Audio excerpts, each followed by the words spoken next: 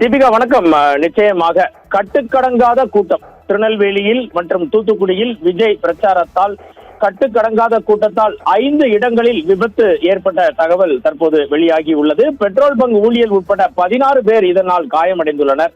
இது குறித்த விவரங்களை சேகரித்த போது தீபிகா, தமிழக வெற்றி கழக தலைவர் விஜய் நெல்லை மற்றும் தூத்துக்குடி மாவட்டங்களில் இன்று காலை முதல் மேற்கொண்ட தேர்தல் பிரச்சாரத்தில் லட்சக்கணக்கான ரசிகர்கள் மற்றும் தொண்டர்கள் பொதுமக்கள் திரண்டதால் பெரும் கூட்ட நெரிசல் ஏற்பட்டது. இந்த உற்சாக வரவேற்புக்கு இடையே ஏற்பட்ட விபத்துகளில் 16 பேர் காயமடைந்த சம்பவம் மிகப்பெரிய சோகத்தையும் இப்பகுதியில் ஏற்படுத்தி இருக்கிறது. இன்று காலை தூத்துக்குடியில் தனது பிரச்சாரத்தை தொடங்கிய விஜயை காண ஆயிரக்கணக்கான ரசிகர்கள் இருசக்கர வாகனங்களில் அவரது வாகனத்தை பின்தொடர்ந்தனர். அப்போது ஏற்பட்ட கூட்ட நெரிசலில் ரசிகர்கள் ஒருவரை ஒருவர் முந்திச் செல்ல முயன்ற போது ஏற்பட்ட விபத்துகளில் 7 பேர் காயமடைந்தனர். இன்று ஒரு நாளில் மற்றும் பிரச்சார பயணத்தின் போது மொத்தம் இதுவரை 5 விபத்துகள் அரங்கேறி உள்ளன. திருநெல்வேலி வண்ணாரப்பேட்டை பகுதியில் விஜய் பிரச்சாரம் செய்த போது சாலையின் இருபுறமும் மக்கள் கூட்டம் அலை மோதியது. அப்போது சாலையை கடக்க முயன்ற பெட்ரோல் பங்க் ஊழியர் ஒருவர் மீது எதிர்பாராத விதமாக அரசு பேருந்து மோதியது. இதில் அந்த ஊழியரின் தலை மற்றும் காலில் பலத்த காயம் ஏற்பட்டது.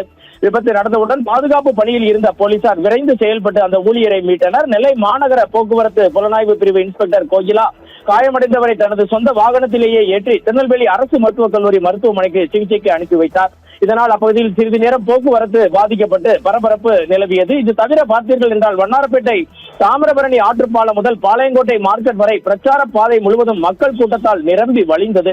இதனால் நேரலை செய்தி தொலைக்காட்சியினர் வீடியோக்களை எடுக்க முடிந்தாலும் போட்டோகிராபர்ஸ் அச்சு ஊடகத்தின் நிழற்பட கலைஞர்கள் கூட்ட நெரிசலில் சிக்கி படங்களை எடுக்க முடியாமல் பெரும் சிரமத்திற்கு ஆளாகினர். விஜயை காண ரசிகர்கள் காட்டிய அதீத ஆர்வம் மற்றும் வாகனத்தை பின்தொடர்ந்து வெறியுடன் துரத்தியதே இந்த விபத்துகளுக்கு முக்கிய காரணமாக கூறப்படுகிறது. காயமடைந்த 16 பேருக்கும் தற்போது சிகிச்சை அளிக்கப்படுகிறது.